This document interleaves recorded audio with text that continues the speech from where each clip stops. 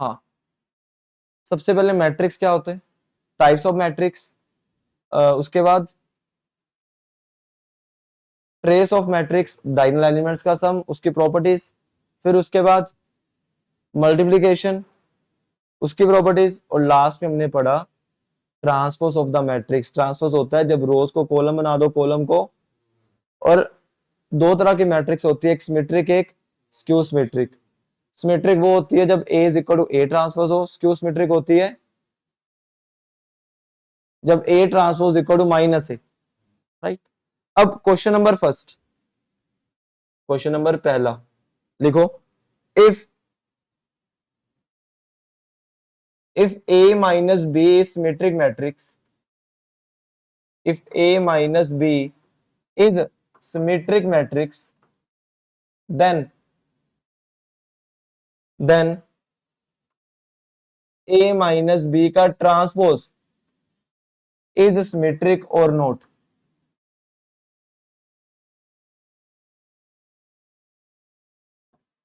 A minus B का transpose बताओ symmetric है या नहीं, बोलो बोलो बोलो बोलो। A माइनस बी तो सिमेट्रिक है, क्या A माइनस बी का ट्रांसपोज सिमेट्रिक है? कैसे? तुम बताओ, तुम बताओगे है?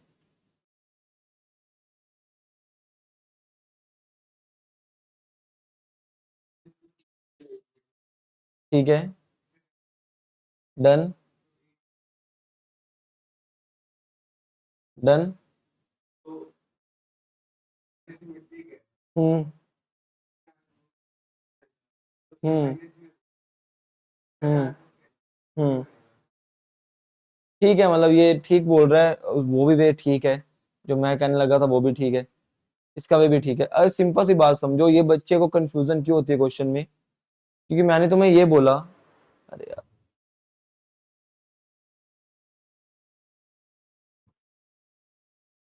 हाँ, देखना ध्यान से, एक चीज समझो, मैंने बोला कि a माइनस बी सिमेट्रिक है, इसका मतलब कि सर a माइनस बी का जो ट्रांसपोज होगा वो किसके इक्वल होगा?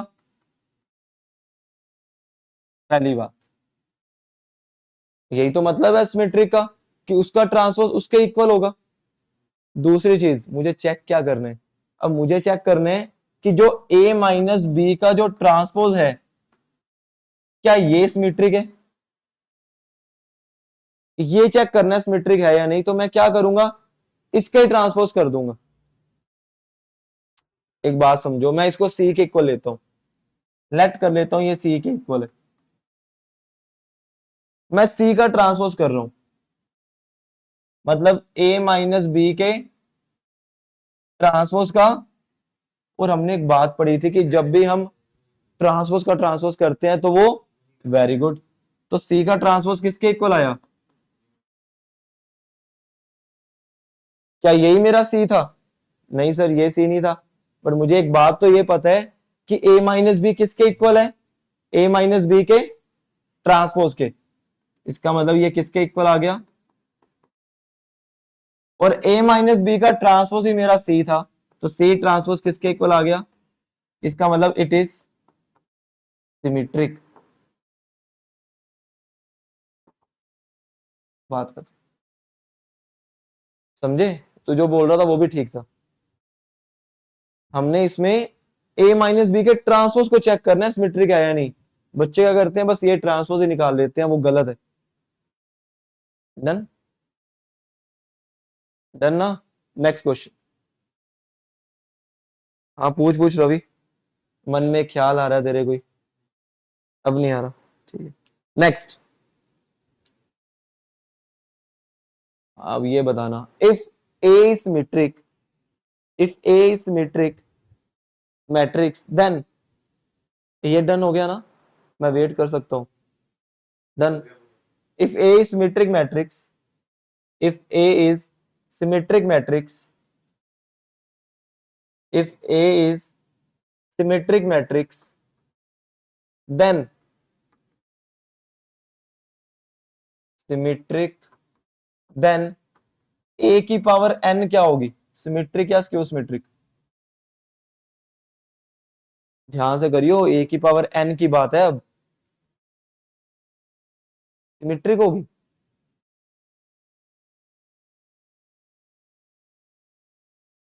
सिमेट्रिक होगी, हाँ।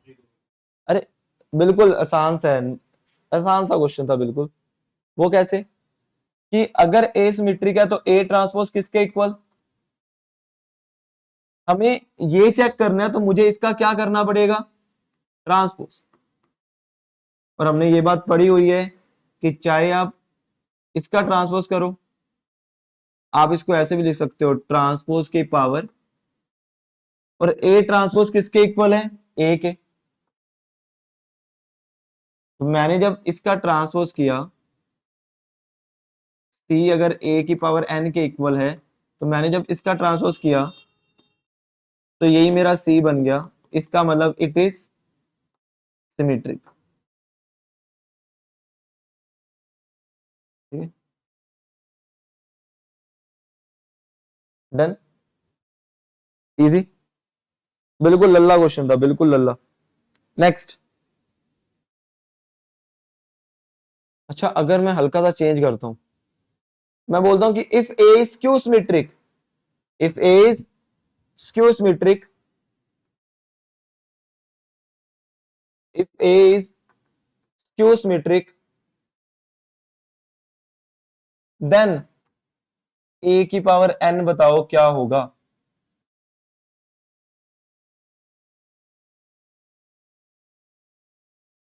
अच्छा, डिपेंड करेगा, मतलब एक एग्जैक्ट आंसर नहीं बता सकते।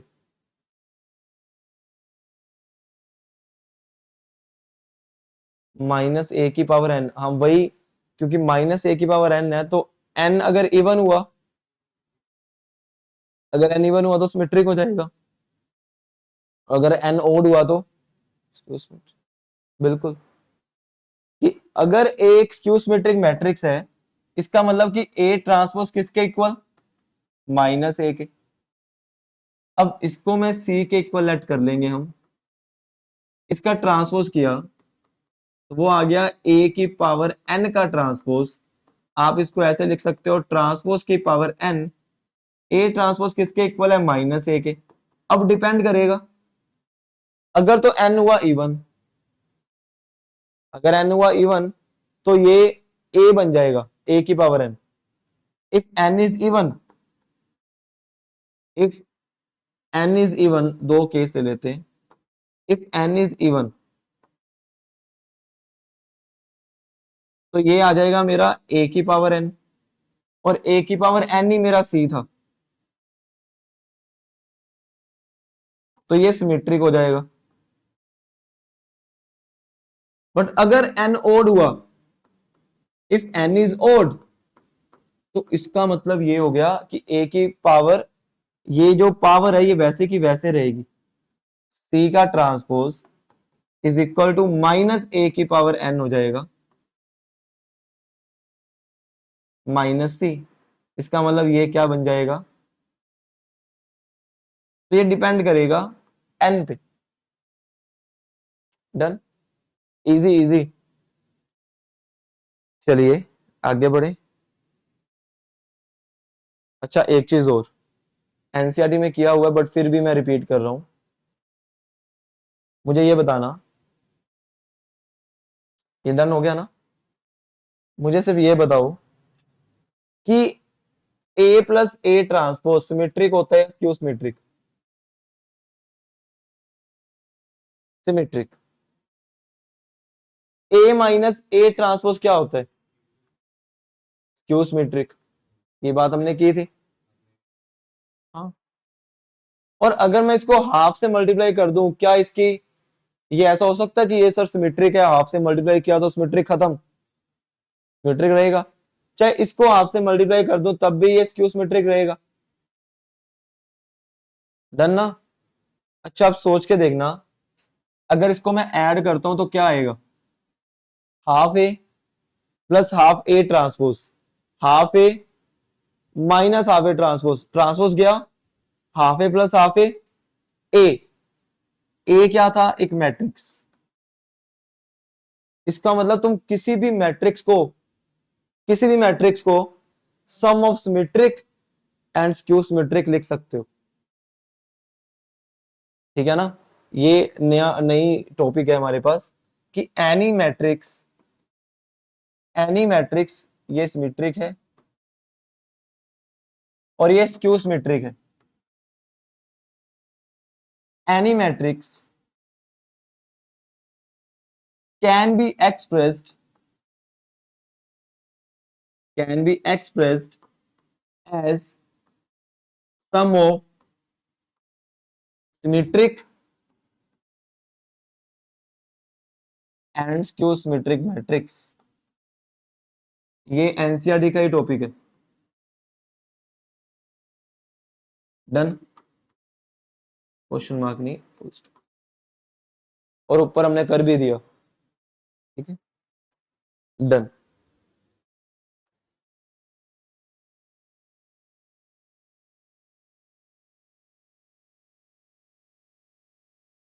एक क्वेश्चन लिखना। हाँ, एक सेकंड रुक गया।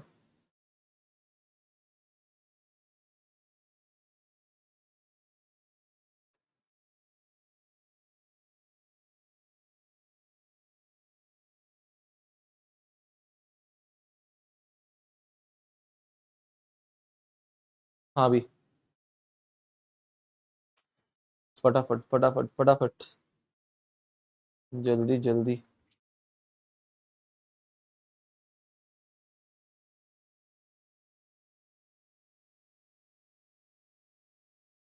डन। पहली चीज, पहला question, if A is equal to if A is equal to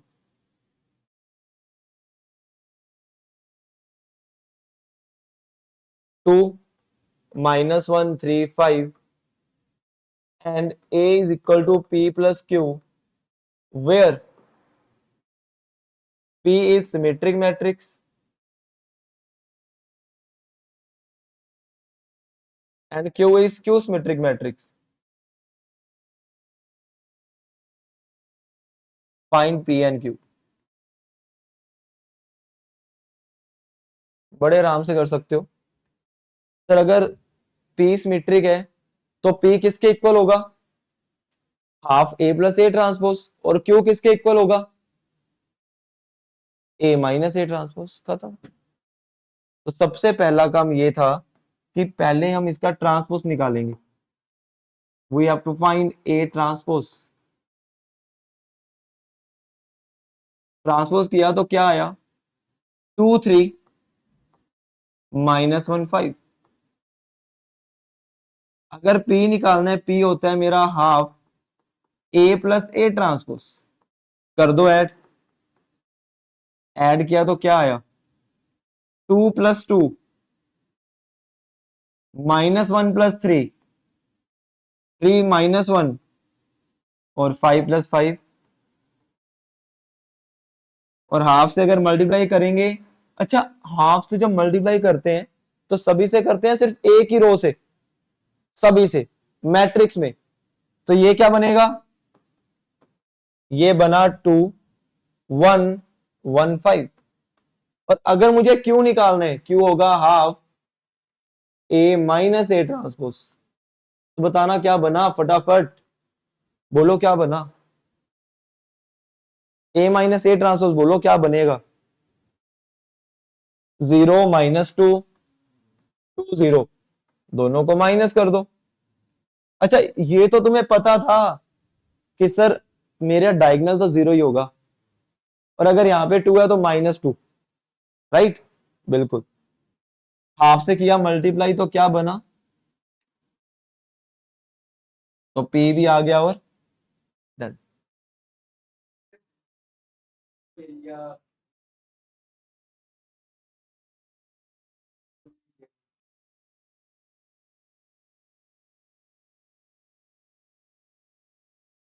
बिल्कुल, वो जनरल वे है, उससे तो कुछ भी कर सकते हो भाई। डन। डन। अरे हमने अभी पढ़ा कि किसी भी मैट्रिक्स को sum of symmetric and skew symmetric लिख सकते हो। सिमेट्रिक होता है A plus A transpose, skew symmetric होता है ए माइनस ए ट्रांसपोज। तो मैंने पहले ट्रांसपोज निकाला, उन दोनों को ऐड कर दिया तो पी आ गया, फिर इन दोनों को माइनस किया तो क्यू आ गया।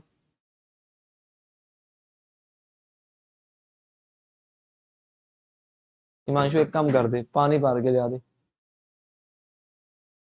डन, बढ़े आगे। नेक्स्ट क्वेश्चन, नेक्स्ट क्वेश्चन ही मैट्रिक्स खत्म, और अब करना है डिटर्मिनेंट्स। तो हेडिंग डालो determinants, determinants, determinant of a matrix. अच्छा, डिटर्मिनेंट क्या होता है? जब भी एक मैट्रिक्स की एक वैल्यू आ जाए, फिक्स नंबर, उसको डिटर्मिनेंट बोल देते हैं। डिटर्मिनेंट निकालना तुम्हें आता ही है, राइट? डिटर्मिनेंट तो किया हुआ है ना? नहीं, स्टार्टिंग वाले या लास्ट वाले? Determinant of a matrix.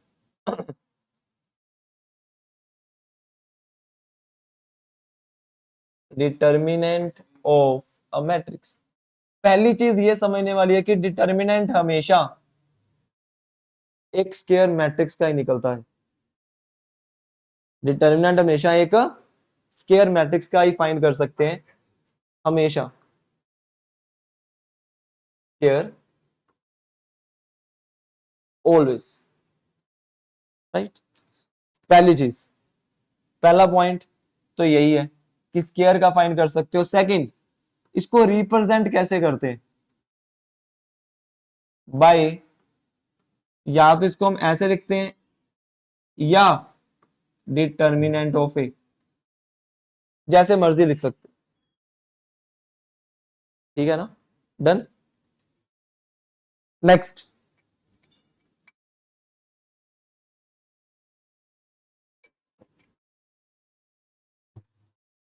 अच्छा फाइंड कैसे करते हैं? मान लो एक मैट्रिक्स है ए,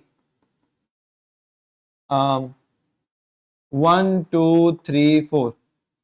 एक ध्यान देना, अब जब तुम्हें इसका डिटर्मिनेंट निकालना है तो ब्रैकेट के साइन चेंज हो जाएंगे। कैसे? अगर मान लो इसका डिटर्मिनेंट निकालना है, ए का डिटर्मिनेंट, तो साइन ऐसे लगाओगे तुम, ये वाले। मैट्रिक्स का साइन हमेशा ऐसा होता है और डिटर्मिनेंट का ऐसा। और करना कैसे है?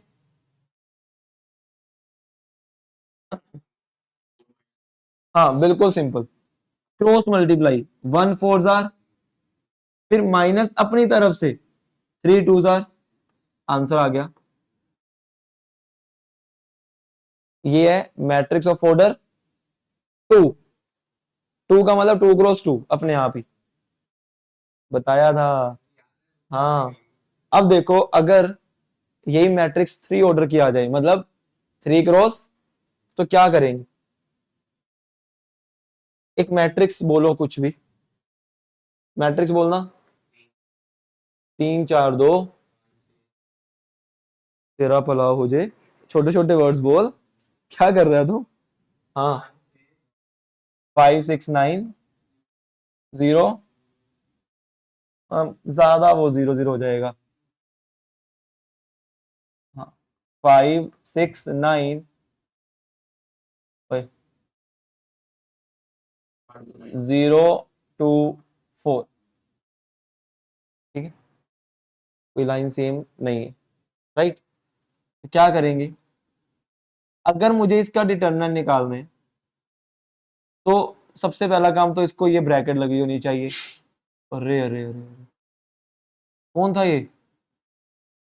मैं मतलब, अच्छा माधव, क्या बात है यार, तूने हिला ही दिया। अच्छा कैसे करना है ये सुनना। सबसे पहले तो कोई भी रो उठा सकते हो, बट जनरली कॉलम या रो कोई भी होता है, तुम किसी भी रो या कॉलम से निकाल सकते हो डिटर्मिनेंट, बट हम फर्स्ट से निकालेंगे क्योंकि हमारा माइंड वैसे सेट हो जाएगा। स्पीड बढ़ाने के लिए फर्स्ट से करेंगे। करना कैसे है कि पहले हम 3 लिखेंगे, फिर दूसरा एलिमेंट माइनस के साथ लिखेंगे, और थर्ड एलिमेंट प्लस के साथ लिखेंगे। अब क्रॉस मल्टीप्लाई करने हैं, वो कैसे? जब 3 के साथ लिखना है तो 3 का कॉलम गया, रो गया, ये चारों बच गए। अब क्रॉस मल्टीप्लाई, 6 4 जार, माइनस अपनी तरफ से 2 9 जार। जब ये लिखना है 4 के साथ तो 4 का कॉलम, 4 का रो गया, ये चारों बच गए। 5 4 जार, 0 9 जार। जब इसका लिखना है कॉलम और रो गए, ये चारों बच गए, क्रॉस मल्टीप्लाई, 5 2 जार, 0 6 जार। अब तो प्लस माइनस करने हैं, करते जाओ। ठीक है, क्या आएगा बोलो? 6 3 जार 18, 4 20 जार 80, 2 10 जार 18 माइनस 60 मतलब डन। सही है, इजी इजी। तो यही है डिटर्मिनेंट, बट इंपॉर्टेंट। ठीक है, नेक्स्ट हेडिंग डालो प्रॉपर्टीज ऑफ डिटर्मिनेंट। अरे प्रॉपर्टीज तो ना मतलब छोटे छोटे पेज बनाकर उसके ऊपर लिख लेना, क्योंकि प्रॉपर्टीज ही काम आनी है। ये तो सिंपल सी चीज है, प्रॉपर्टी याद है तो क्वेश्चन हो जाएंगे। Properties of determinant, properties of determinant,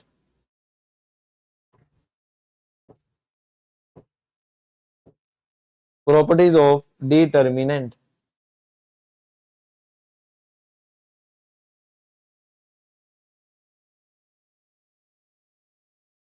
हाँ भी, 9:15। प्रॉपर्टीज ऑफ डिटर्मिनेंट, ठीक है। पहली प्रॉपर्टी मोस्ट इंपोर्टेंट, बड़ी काम की वाली प्रॉपर्टी है कि अगर आप ए ट्रांसपोज का डिटर्मिनेंट निकालोगे, वो ए के डिटर्मिनेंट के इक्वल होगा। ए ट्रांसपोज का डिटर्मिनेंट और ए का डिटर्मिनेंट दोनों हमेशा इक्वल होंगे। दूसरा कि अगर आप ए बी मतलब दो मैट्रिक्स को मल्टीप्लाई कर रहे हो, ए बी उसका डिटर्मिनेंट निकालो या बी ए का, इक्वल होगा। थर्ड, तुम अगर ए बी का डिटर्मिनेंट निकाल रहे हो तो हमेशा पीछे से खोलोगे, बी का डिटर्मिनेंट इंटू फोर्थ। और अगर तुम, ये भी बड़ी इंपॉर्टेंट है, के एक मान लो 2a का निकालना है या के ए का निकालना है, तो होता क्या है, ये हमेशा किसी को याद है, किसी को पता हो? हाँ बोलो। एग्जैक्टली, के की पावर एन ओनली, वो एडजॉइंट में होता है। ये के की power N into determinant of A के इक्वल होगा। ठीक है, मैं बताता हूं कि ऐसा क्यों होगा, ये बात समझना। एन क्या होता है यहाँ पे? N is the order, N is the, देखो इसके पीछे रीजन है। क्या रीजन?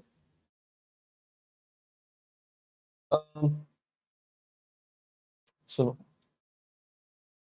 2 4 6 4 16 32 8 24, ऐसे लिख दो, डन। अब डिटर्मिनेंट में क्या होता है कि जैसे मैट्रिक्स में हम मान लो 2 से मल्टीप्लाई करना है इसको, तो सिर्फ सभी से करते हैं, हमारा राज ही नहीं है, सभी से करना पड़ेगा हमें। बट इसमें हमारा राज होता है। वो कैसे? कि अगर तुम्हें इसको 2 से मल्टीप्लाई करना है ना, तो तुम किसी भी रो से या किसी भी एक कॉलम से कर सकते हो। मान लो मुझे इसको 2 से मल्टीप्लाई करना है, यार मेरा दिल है ऐसे करो, आप सर फर्स्ट रो से कर दो सिर्फ, चलेगा। कि अगर एक नंबर को आपने मल्टीप्लाई करने हैं तो किसी एक ही रो या एक ही कॉलम से करने हैं। तो अब देखो, इन तीनों में से कॉमन क्या आ रहा है?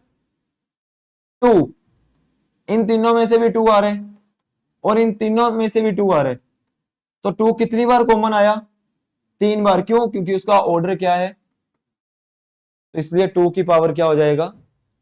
सिमिलरली ये चीज कि जब भी के बाहर आएगा ना डिटर्मिनेंट के, तो उसकी पावर क्या हो जाएगी, एन। एन मतलब ऑर्डर। समझ गए बात को।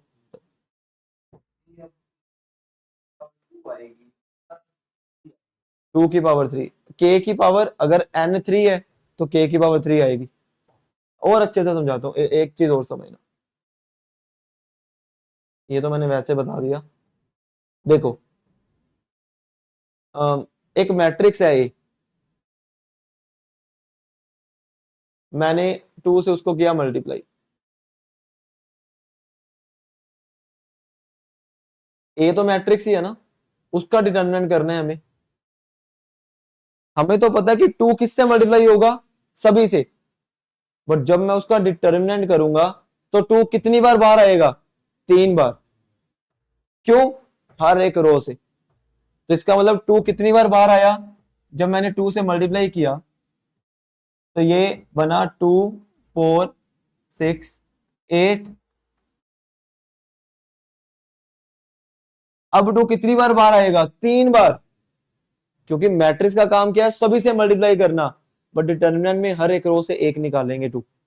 जब मैंने इससे टू निकाला, फिर एक इस रो से टू कॉमन लिया, फिर एक इस रो से टू कॉमन लिया, दोबारा से वो क्या बन गई, तो टू की पावर कितना आ गया, और ए का।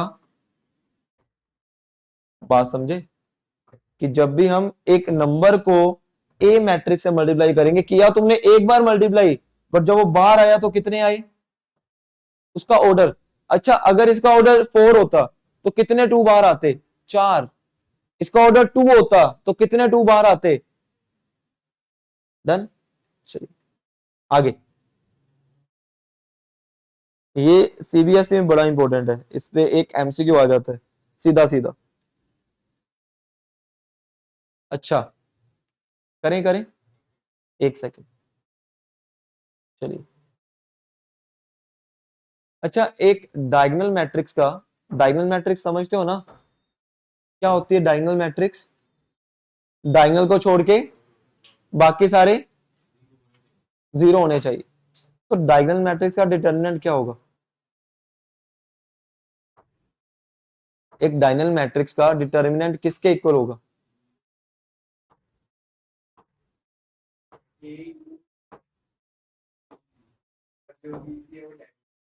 A B C. हाँ डन। सुनना, ये डन हुआ।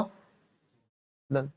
मान लो एक डायगोनल मैट्रिक्स है, से any diagonal matrix, if A is a diagonal matrix, diagonal क्या है मेरे पास, ए वन, ए बी सी ले लो, ए। अच्छा, इसका मतलब क्या है कि वो कुछ ऐसा होगा,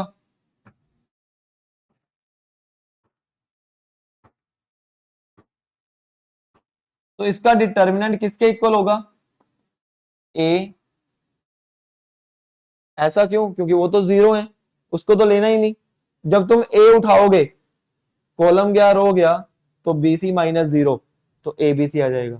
तो कभी भी डायगोनल मैट्रिक्स के तुम्हें डिटर्मिनेंट निकालना है, सीधा डायगोनल एलिमेंट्स को मल्टीप्लाई कर दो, ए बी सी, बात खत्म। डन ना। चलिए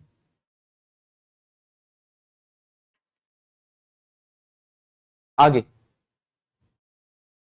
फटाफट फटाफट फटाफट।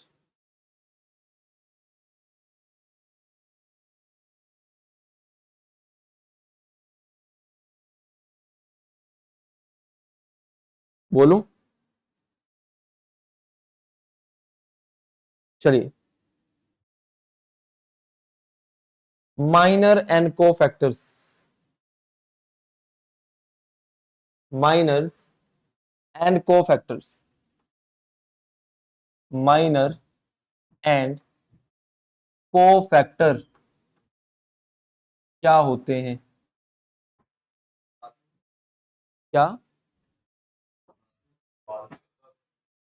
एडजॉइंट तो बाद में ही होता है भाई, जब को फैक्टर नहीं पता तो एडजॉइंट। हाँ, अभी अभी साथ साथ। अच्छा, माइनर क्या होता है, मान लो एक मैट्रिक्स है, से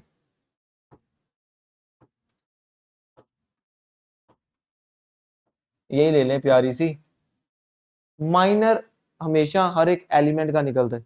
से मुझे माइनर निकालना है, डिनोट करते हैं कैपिटल एम से माइनर को, 1 1 का। इसका मतलब कि 1 1 एक मैट्रिक्स है, एक एलिमेंट है। कौन सा? इसका माइनर निकालना है, तो इसका कॉलम गया, इसका रो गया, जो बचेगा उसको क्रॉस मल्टीप्लाई। 5 9 जार 8 6 जार कितना आया? इजी। मैं फटाफट बोलता हूं, मुझे बताना कि 1 2 का माइनर क्या होगा। -6। डन। कैसे? कॉलम गया 1 2 ये है, कॉलम गया, रो गया, 4 9 जार -7 6 जार कितना आया? अच्छा मैं अब रैंडमली दे रहा हूं, 3 2 का।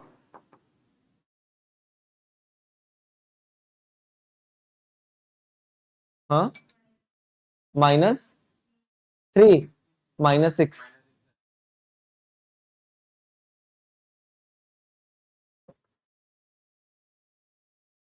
-6 6 -12।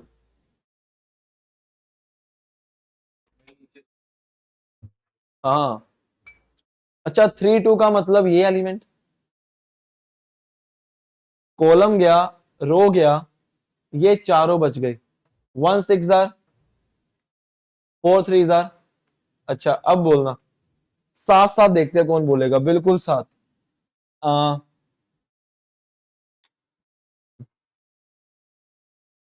2 2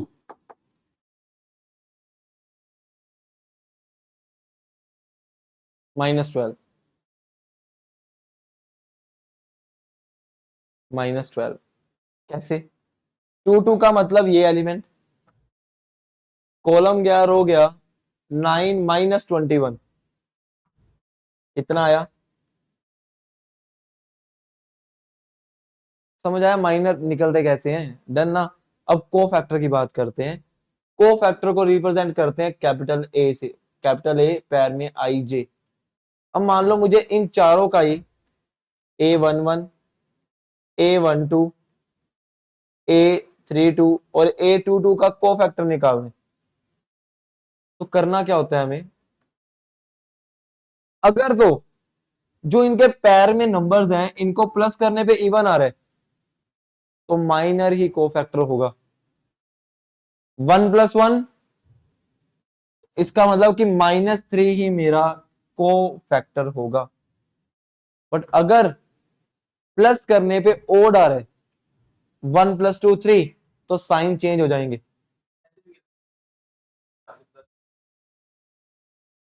वो अपनी मर्जी है।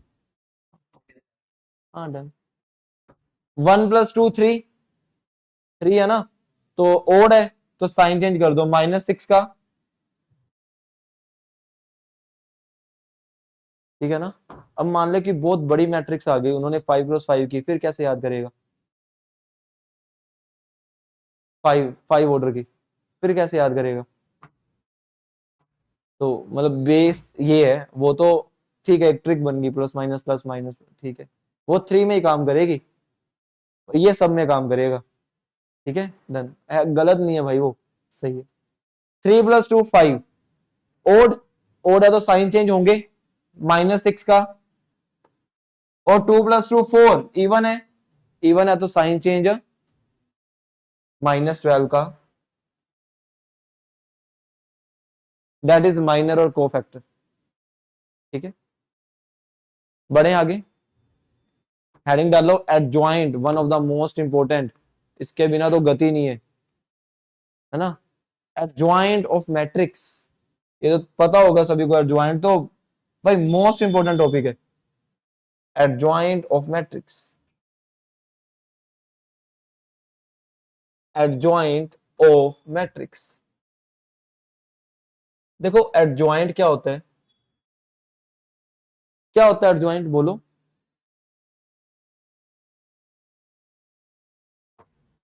हाँ, जब भी हम हर एक एलिमेंट का ट्रांसपोज निकाल के उसकी एक मैट्रिक्स बना दें और उसका लास्ट में ट्रांसपोज कर दे, दैट इज एडजॉइंट। कोफैक्टर निकालना आता है, निकाल दो, और लास्ट पे ट्रांसपोज कर देना बस मैट्रिक्स का, खत्म। ठीक है ना। तो लिख लेना इसकी डेफिनेशन एडजॉइंट की। Adjoint of matrix, the matrix of all cofactors, matrix of all cofactors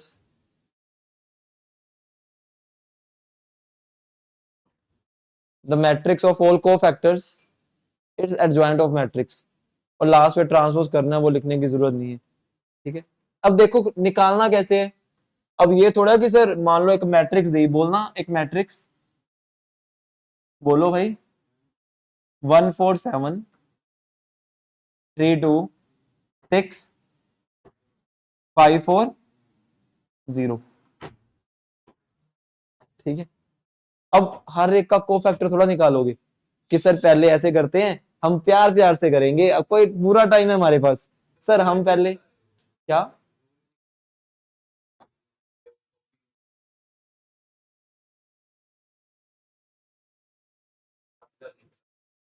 हाँ सीधा ही कर सकते हैं यार वो। ठीक है, वो जो तू कह रहा है वो भी कर सकते हो, इतना तो मैं इतना बोझ नहीं देता दिमाग पे। अब तुम ये नहीं करोगे सर A1 A12 ये निकालो, सीधा करना है भाई। कैसे, adjoint of A is equal to, मान लो फर्स्ट एलिमेंट निकालना है, फर्स्ट एलिमेंट पहला कॉलम रो गया 0 -24, सेकंड निकालना है, कॉलम रो गया 3 -20 3 -30। यहां बोलो फटाफट, फटाफट क्या, सॉरी 0 -30, यहां बोलो फटाफट 2, यहां बोलो फटाफट,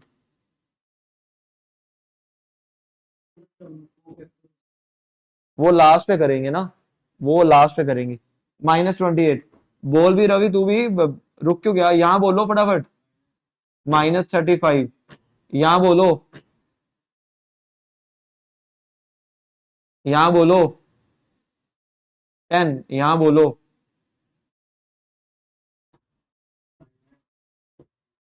यहां बोलो।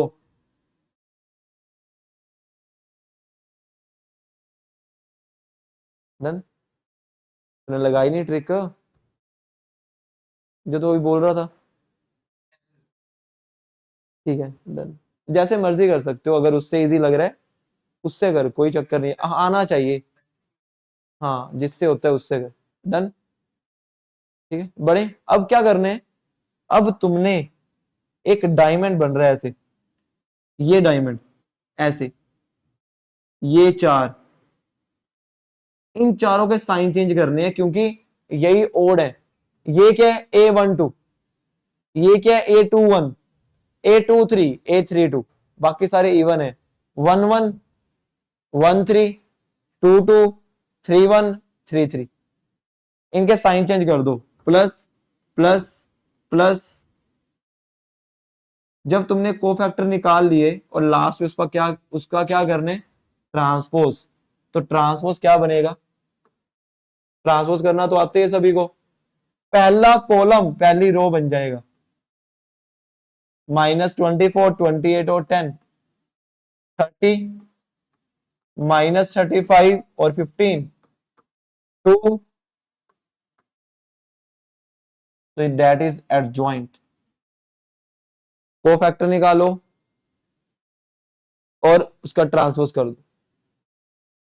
हालांकि हमने क्या किया, पहले माइनर निकाले, फिर साइन चेंज करके कोफैक्टर बना दिए, फिर ट्रांसपोज किया। ठीक है ना। डन, बढ़े आगे।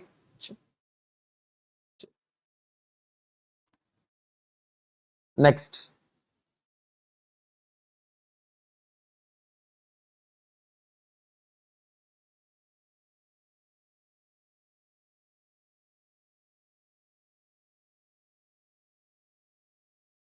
प्रॉपर्टीज ऑफ एडजॉइंट, ये इंपॉर्टेंट है भाई, इस पे तो बड़ा इंपॉर्टेंट लिख लेना, important important. Properties of adjoint बहुत ज्यादा इंपॉर्टेंट, बहुत ही ज्यादा।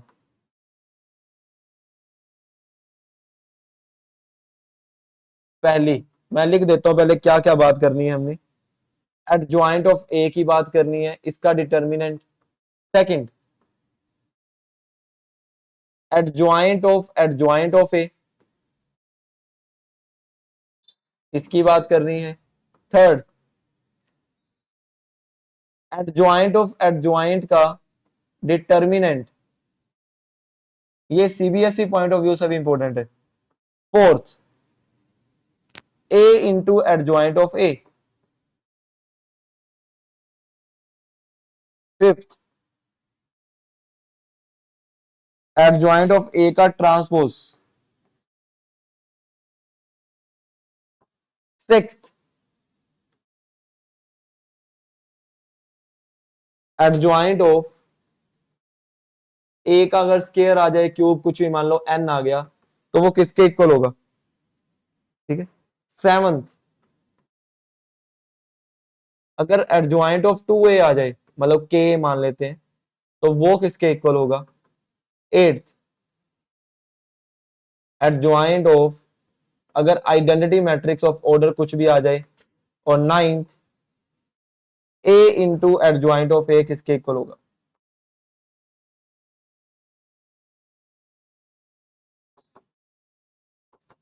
पहला, अच्छा ये तो याद होना चाहिए, एडजॉइंट ऑफ ए का डिटर्मिनेंट सीबीएसई में क्वेश्चन आता है भाई एमसीक्यू में। ये तो डिटर्मिनेंट ऑफ ए की पावर एन माइनस वन। एन क्या है, मैं पहले लिख रहा हूं, एन मेरा ऑर्डर है हर एक में। Done. Second, adjoint of A, ये होता है डिटर्मिनेंट ऑफ ए की power N minus one into ए।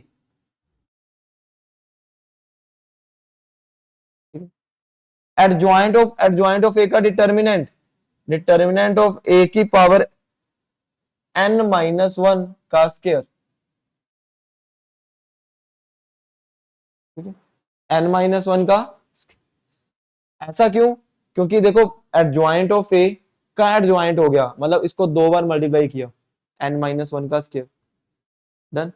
फिर ए इंटू एडजॉइंट ऑफ ए, अच्छा ये नहीं किया अभी, ये होता है determinant of A into identity matrix. फिर एडजॉइंट ऑफ ए का ट्रांसपोज, इसको तो मैं ऐसे भी लिख सकते हो कि मैंने एडजॉइंट ऑफ ए का मतलब ट्रांसपोज को अंदर ले आओ, चलेगा। एडजॉइंट ऑफ ए की पावर एन, वो होता है मेरे पास जो ये, रुक जाओ ये क्या हो गया, अच्छा ये पढ़ा कैसे, फोर्थ में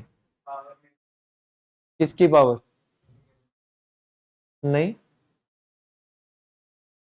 N minus one, N minus one, एक मैट्रिक्स को उसके एडजॉइंट से मल्टीप्लाई किया तो उसका ऑर्डर कम हो जाएगा।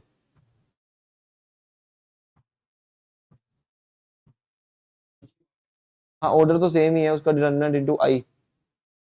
देख लेते हैं, चेक कर लेते हैं, वैसे तो यही है। ठीक है, एक मैट्रिक्स है, उसको उसके एडजॉइंट से किया मल्टीप्लाई।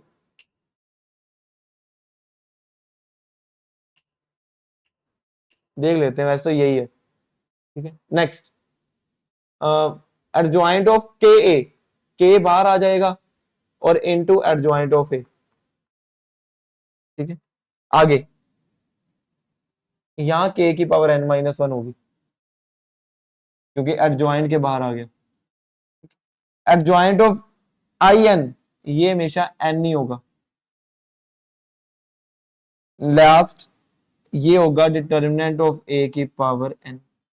ये तुम्हें एज इट इज याद करने हैं, मोस्ट इंपोर्टेंट है।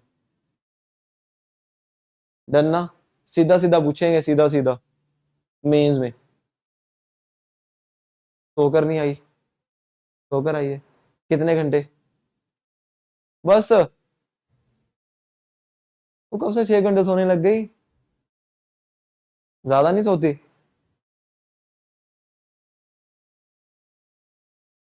ठीक है, दिन में सोऊंगी। ठीक है, ये सारे के सारे याद करने। डन। बढ़िया आगे या बस